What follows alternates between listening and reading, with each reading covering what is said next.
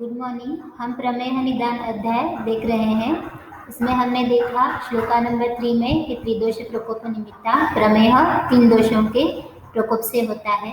उसके बाद हमने सिद्धांत देखा, इह खलु निदान दोष दृश्य विशेषेभ्यो विकार विघात भाव अभाव प्रतिविशेषा भवन्ति। तो मैं थोड़ा से कंफ्यूजिंग है, तो मैं आपको थोड़ा और सिंप्लीफाई करके समझाती हूँ। तो अपना सिद्धांत क्या है? इह खलु निदान दोष दृश्य विशेषेभ्यो विकार विघात भाव अभाव प्रतिविशेषा भवन्ति। तो एक एक पॉइंट वाइज देखते हैं। फर्स्ट,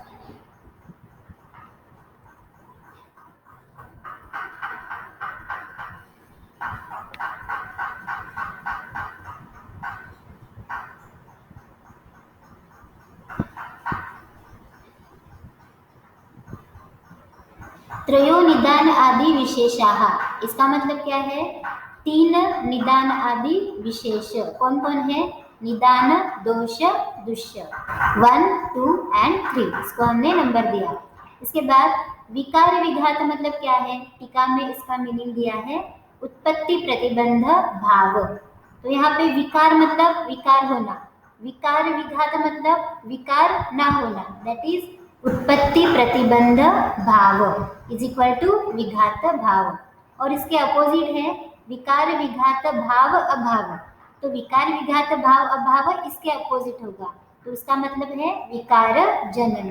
तो पहले 2 चीजें आप क्लियर कर लो कि विकार विघात इज इक्वल टू उत्पत्ति प्रतिबंध भाव, मतलब विकार को उत्पन्न होने ना देना, एंड विकार विघात भाव अभाव मीन्स विकार जनन। तो ये पहले 2 चीजें क्लियर कर लो। इसके बाद सेकेंड लाइन है, विकाराणाम विघात भावस्य प्रतिविशेषा परस्परम न अनुबध्नाति। निदान विकार विघात ये जो भाव है, निदान आदि विशेष, निदान है, दोष है और दुष्य है, तो ये परस्पर अगर प्रतिकूल रहेंगे, मतलब एक दूसरे के विरोधी गुण के रहेंगे, तो ऑफकोर्स विकार नहीं होगा। और अगर ये तीनों एक दूसरे के अनुकूल हो जाते हैं तो विकार हो जाएगा। तो विकाराणाम विघात भावस्य प्रतिविशेषा। तो प्रतिविशेषा मतलब क्या है? ये निदान दोष और दुष्य के प्रतिविशेष परस्परम न अनुबध्नन्ति। न अनुबध्नन्ति का मतलब टीका में दिया है प्रतिकूल। तो ये तीनों अगर प्रतिकूल रहेंगे तो विकाराणाम विघात भावस्य प्रतिविशेषा। तो इससे क्या होगा? विकार अजनन, मतलब विकार उत्पन्न ही ना होगा अगर ये तीनों प्रतिकूल रहेंगे तो। चिरेण च जनन, या तो देर से उत्पन्न होगा। अणुविकार जनन, या कोई छोटा विकार हो जाएगा जो कि साध्य होगा। और फोर्थ है असर्वलिंग विकार जनन, मतलब विकार उत्पन्न होगा लेकिन उसमें जितने संहिता में दिए हैं उतने सारे लक्षण नहीं दिखाई देंगे। तो जैसे कि हमें पता है कि सारे लक्षण ना दिखाई देना तो वो एक साध्य व्याधि का लक्षण है, मतलब इस कंडीशन में व्याधि हमें साध्य होगा। और दूसरी कंडीशन है कि ये तीनों परस्परम अनुबध्नन्ति। तो अनुबध्नन्ति मतलब परस्पर के अनुकूल हो गए। कौन कौन? निदान दोष और दुष्य, चाहे निदान दुष्य के साथ हो, चाहे निदान दोष के साथ हो, दोष दुष्य के साथ हो, परमुटेशन कॉम्बिनेशन यहाँ पे लेना है। तो परस्परम न अनुबध्नन्ति, अनुकूल होंगे तो अपोजिट ऑफ अबोथ, दैट इज संहिता में वर्ड दिया है विपर्यय।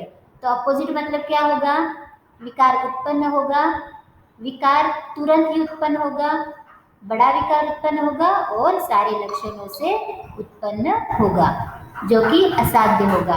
तो यही सिद्धांत है, इति सर्व विकार विघात भाव प्रतिविशेषा अभिनिवृत्ति निवृत्ति हेतु भवति इति उक्तः।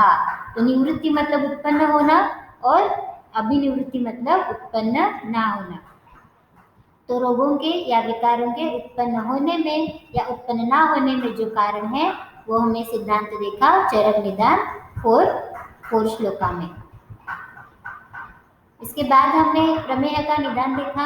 इसमें स्पेसिफिक निदान था मृजा व्यायाम वर्जन और नवानाम च अतिवेदम और अति द्रव, अति मधुर, तरुण, प्राय। तो ये सब जो पॉइंट्स है इसको आप थोड़ा सा हाईलाइट करो। और क्या है, और ऐसे भी अन्य हेतु जो श्लेष्म को, मेद को और मूत्र को मात्रा में बढ़ाएंगे। तो ये सारे होते हैं प्रमेह के हेतु। इसके बाद हमने प्रमेह के दोष दुष्य देखे। दोष में तो त्रिदोष है, लेकिन उसमें दोष विशेष, विशेष दोष कौन सा है? बहुद्रव श्लेष्मा दोष विशेषः। लाइन बाहर करनी है। और दुष्य का श्लोक है, वो भी आप बाहर कर लो। इसमें बहु अबद्ध मेद, बहु अबद्ध मांस। बहु अबद्ध का मतलब है कि असहत मेद। जैसे कि हमें पता है कि फैट कैसे होता है, सहत होता है, मतलब एक जगह पे वो बैठा हुआ होता है, दैट इज बद्ध होता है। तो बद्ध फैट इज नॉर्मल। तो यहाँ पे क्या है, बहु अबद्ध। तो मेद अबद्ध होता है शिथिलता के कारण या कफ की द्रवता के कारण। तो अबद्ध और बहु किसके लिए है? मेद के लिए, मांस के लिए, वसा के लिए और मज्जा के लिए, जो एक जगह पे बैठने वाले होते हैं। और बहु है किसके लिए है? बहु वर्ड है बाकी लोगों के लिए। इसमें क्लेद आता है, शुक्र आता है, शोणित आता है, लसिका, रस, ओज इत्यादि। तो ये थोड़ा सा डिफरेंस आप याद रखो। तो दुष्य देखे, दुष्य कितने हैं? 10। इसके बाद हम देखेंगे प्रमेह की संप्राप्ति। त्रयाणाम एषा निदानादि विशेषाणाम सन्निपाते, इन तीनों के सन्निपात से क्षिप्रम, श्लेष्मा, प्रकोपम आपद्यते। तो निदान आदि विशेषाणाम मतलब कौन? निदान, दोष, दुष्य। और विशेष मतलब उनके अनेक भेद जो हमने देखे, परम्यूटेशन, कॉम्बिनेशन, वो एक साथ आने पर, सन्निपाते, तीनों दोषों के एक साथ आने पर क्षिप्रम, श्लेष्मा, प्रकोपम आपद्यते, कफ का प्रकोप होता है। प्राक अतिभूयस्त्वात्, प्राक अतिभूयस्त्वात् मतलब पहले से ही जो बढ़ा हुआ है ऐसा कफ प्रकुपित हो जाता है। तो प्राक अतिभूयस्त्वात् क्यों बोला? क्योंकि निदान सेवन से पहले ही जो कफ अतिमात्रा में, द्रव मात्रा में जो बढ़ा है ऐसा कफ। बहुद्रव श्लेष्मा दोष विशेषः।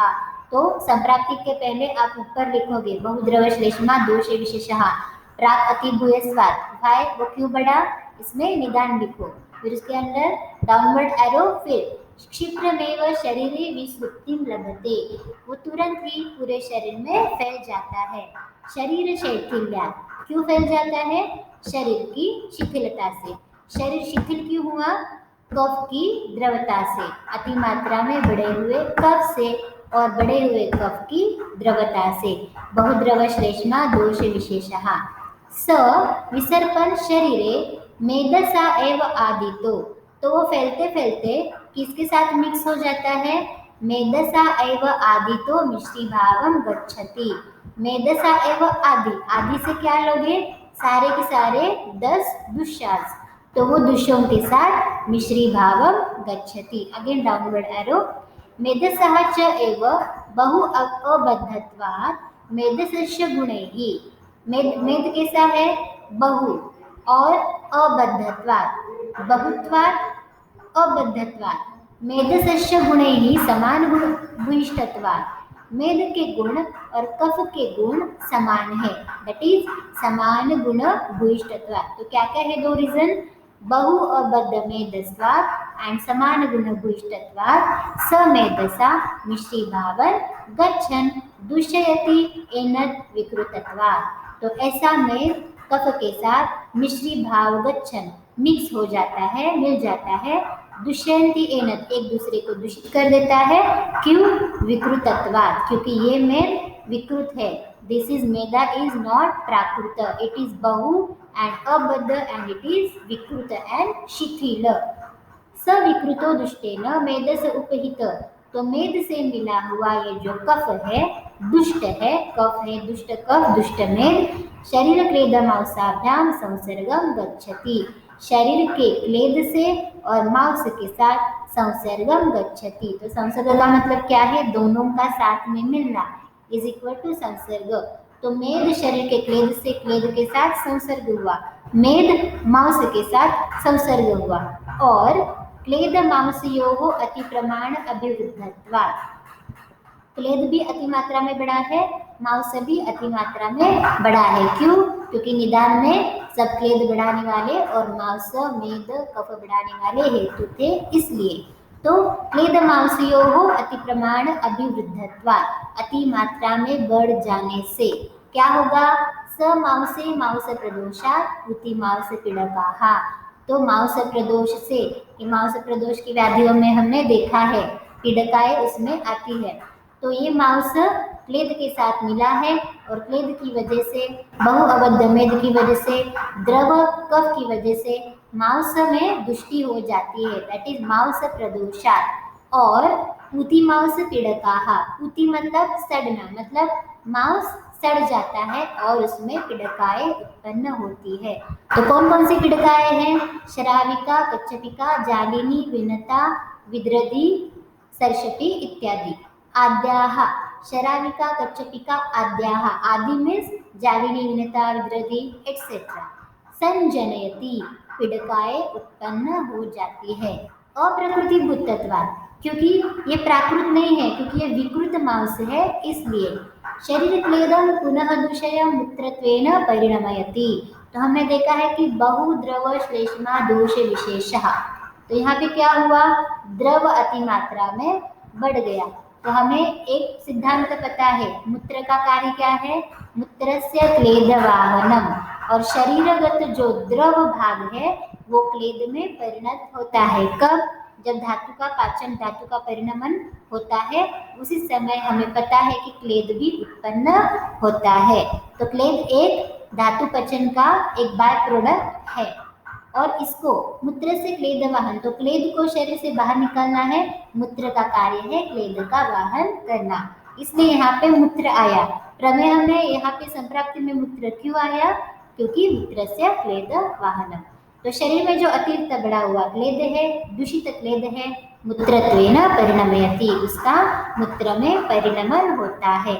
मूत्र वाहनाम च स्रोतसाम, तो यहाँ पे क्या हुआ है? द्रव मात्रा में अधिक बढ़ा हुआ कफ है, क्लेद भी अधिक मात्रा में बढ़ा है, तो अल्टीमेटली मूत्र अति मात्रा में बढ़ेगा। मूत्र वाहनाम च स्रोतसाम वंक्षण बस्ती प्रभावाना, मूत्र व स्रोतस के जो मूल है क्या है? वंक्षण एंड बस्ती अकॉर्डिंग टू चरक। तो वंक्षण और बस्ती भाग में म्लेद क्लेद उपहितानि, यहाँ पे मेद और क्लेद अति मात्रा में बढ़ जाता है। गुरुणी मुखानी आसाद्य प्रतिरुध्यते, तो उसके जो स्रोतस के, कौन से? मूत्र व स्रोतस के जो स्रोतस के जो मुख है, मुखानी आसाद्य, वो गुरु हो जाते हैं। वाई? मेद क्लेद उपहितानि, क्योंकि अति मात्रा में बढ़ा हुआ मेद और अति मात्रा में बढ़ा हुआ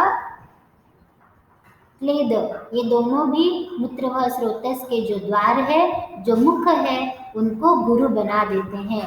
और प्रतिरुध्यते मतलब वहाँ पे ऑब्स्ट्रक्ट हो जाता है, प्रतिरुध्यते। ततः प्रमेहास्तेषा स्थैर्यम असाध्यता वा जनयति प्रकृति विकृति भूतत्वात्। और इसी तरह से स्रोतसों में, बस्ती प्रदेश से उत्पन्न वाले मूत्र व स्रोतसों में मेद और क्लेद से भरे हुए भारी मुखों तक पहुंचकर उधर ही वो रुक जाता है और प्रमेह उत्पन्न कर देता है। और वैसे ही स्थैर्य मतलब चिरस्थायी और असाध्य बना देता है। किसको? प्रमेह को। तो इसके बाद, तो यहाँ तक हमने संप्राप्ति देखी, तो इसके बाद हम देखेंगे कफज प्रमेह। शरीर क्लेदस्तु श्लेष्म मेदो मिश्रा, तो शरीर का जो क्लेद है वो बहुद्रव श्लेष्मा के साथ और मेद के साथ मिश्रीभूत हुआ और कहाँ पे गया? प्रविशन मूत्राशय मूत्रत्वम आपद्यमानः, वो मूत्राशय में गया और उसको वो मूत्र में परिणत हो गया।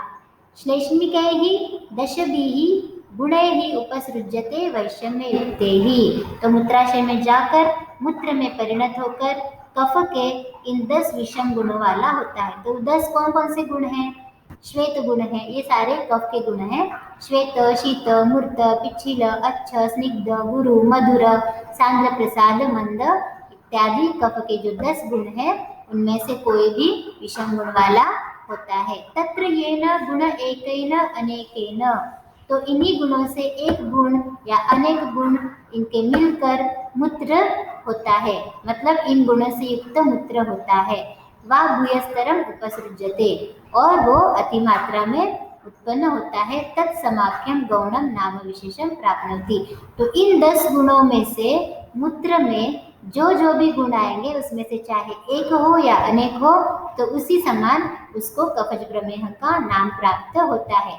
जैसे कि समझो उसमें शीत गुण ज्यादा हो तो हम उसे बोलेंगे शीतमेह, श्वेत गुण ज्यादा हो तो हम उसे बोलेंगे श्वेतमेह या शुक्लमेह इत्यादि। तो इसी प्रकार से कफज प्रकार के 10 प्रमेह उत्पन्न होते हैं। ते तु खलु इमे दश प्रमेहा नाम विशेषेण भवन्ति। तो नाम की विशेषता प्रमेह कफज प्रमेह 10 प्रकार के होते हैं। तद यथा उदकमेह, इक्षुवालिकारसमेह, सांद्रमेह, सांद्रप्रसादमेह, शुक्लमेह, शुक्रमेह, शीतमेह, सिकतामेह, शनैमेहश्च, आलालमेहश्च इति। तो ये 10 प्रकार के कफज प्रमेह होते हैं।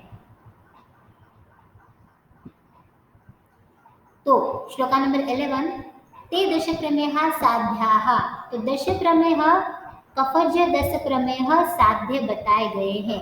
भाई समान गुण मेदः स्थानकत्वात्, क्योंकि कफ के गुण और मेद के गुण समान है, इसलिए कफ से प्राधान्यात्, कफ की प्रधानता से।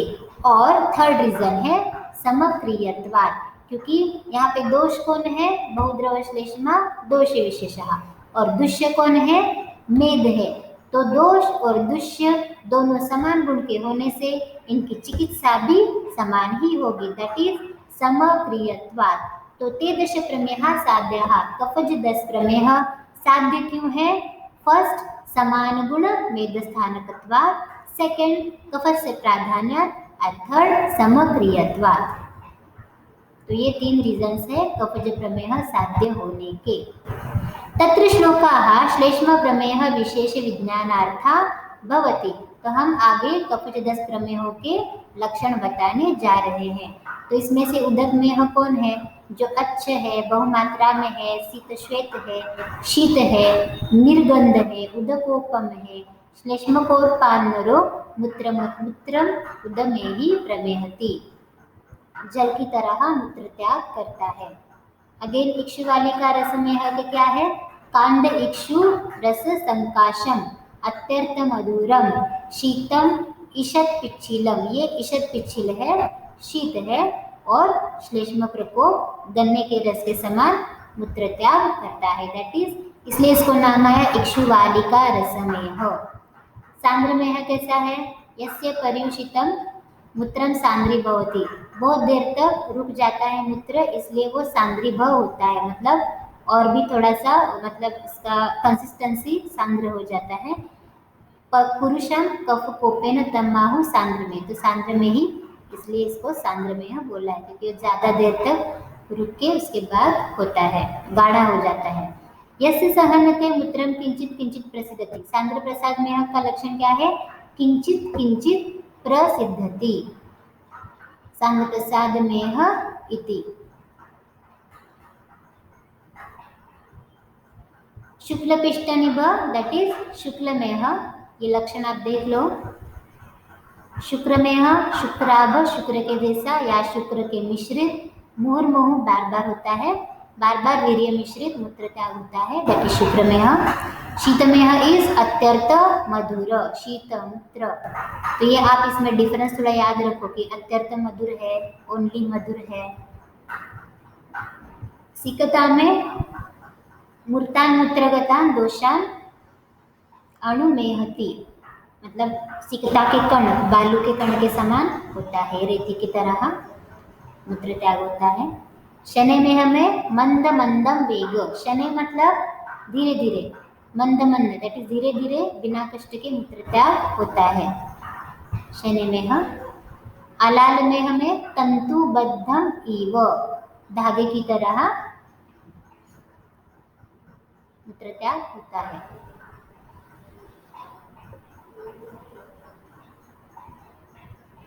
नेक्स्ट है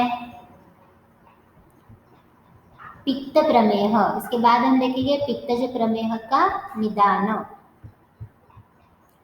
तो अगेन हेतु तो सेम होंगे, जो निदान सामान्य निदान जो हमने देखा प्रमेय का वही होगा, और उसमें पित्तज प्रमेय का विशेष निदान रहेगा श्लोका नंबर 24।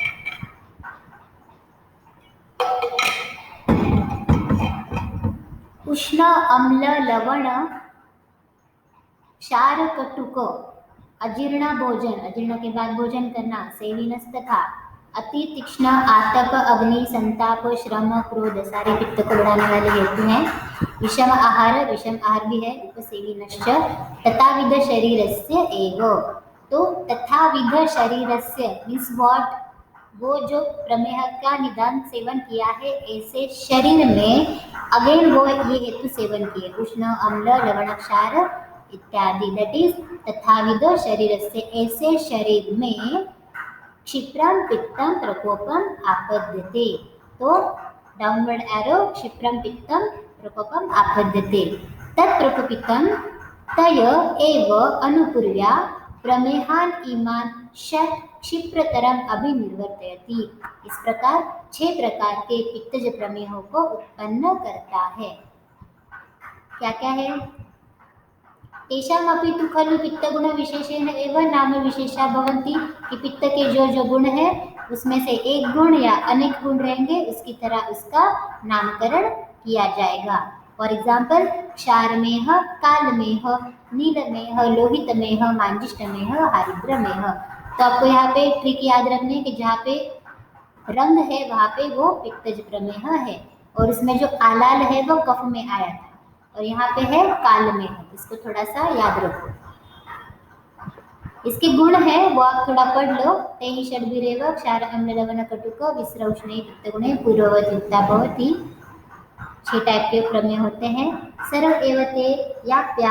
हाँ, तो पित्तज प्रमेय की साध्य साध्यता, पित्तज प्रमेय को याप्य बोला है, कफज प्रमेय साध्यता, उसके लिए 3 रीजन बताए थे, और पित्तज प्रमेय याप्य है। वाई? संश्लिष्ट दोष मेद स्थानत्वात्, संश्लिष्ट दोष और मेद, क्योंकि दोनों का आश्रय क्या है? मेद है। तो यहाँ पे पित्त और मेद के गुणधर्म अलग अलग है, ये अपोजिट गुण के हैं, इसलिए विरुद्ध उपक्रमत्वात्, इनकी दोनों की चिकित्सा परस्पर विरुद्ध है इसलिए। तो वह पित्तज प्रमेय इज याप्य संश्लिष्ट दोष मेद स्थानत्वात् विरुद्ध उपक्रमत्वात्। तत्र श्लोकाः पित्त प्रमेय विशेष विज्ञानार्थः भवति। पित्त प्रमेय के 6 टाइप्स हम बताएंगे। तो क्षारमेह के लक्षण आप पढ़ लो। कालमेह, तो थोड़ा सा डिफरेंस याद रखो कि गंध वर्ण रस स्पर्शे क्षार, तो जो मूत्र गंध वर्ण रस स्पर्श में क्षार के समान होगा, जो मूत्र वो होगा क्षारमेह। कालमेह कैसा है? मसी वर्ण। तो ऐसे ही क्वेश्चन सीईटी एग्जाम में आते हैं। नीलमेह क्या है? चाश पक्ष निभ, चाश पक्षी के, नीलकंठ पक्षी के पंख के समान होता है। रक्तमेह कैसा है? विस्र लवण उष्ण। मांजिष्ठमेह मंजिष्ठा सदृश, मंजिष्ठा वनस्पति है वैसे लाल रंग का। वृष विस्र दुर्गंधि मूत्र। इसके बाद हरिद्रमेह हल्दी के समान, हल्दी के जल के समान। हरिद्रा उदक संकाशम, हरिद्रा जल में मिलाएंगे तो वो पानी होता है उसके समान। तो इति एते षट प्रमेहा,